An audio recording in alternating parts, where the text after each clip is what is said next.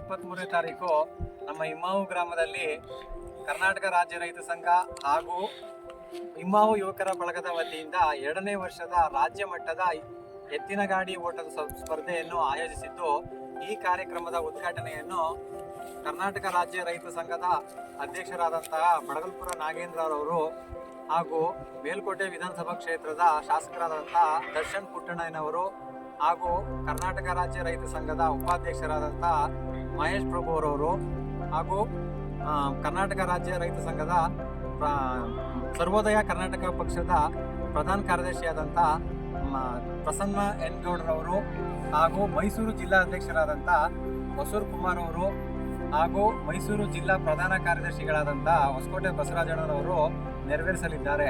ಈ ಕಾರ್ಯಕ್ರಮಕ್ಕೆ ಎಲ್ಲ ರಾಜ್ಯ ಪದಾಧಿಕಾರಿಗಳು ಹಾಗೂ ಎಲ್ಲ ಜಿಲ್ಲಾ ಪದಾಧಿಕಾರಿಗಳು ಹಾಗೂ ಎಲ್ಲ ತಾಲೂಕು ಪದಾಧಿಕಾರಿಗಳು ಹಾಗೂ ಎಲ್ಲ ಯುವ ಘಟಕದ ಪದಾಧಿಕಾರಿಗಳು ಹಾಗೂ ಎಲ್ಲ ಹಳ್ಳಿಕಾರ್ ಅಭಿಮಾನಿಗಳಿಗೂ ಹಾಗೂ ಎಲ್ಲ ಸಾರ್ವಜನಿಕರಿಗೂ ಆದರದ ಸ್ವಾಗತ.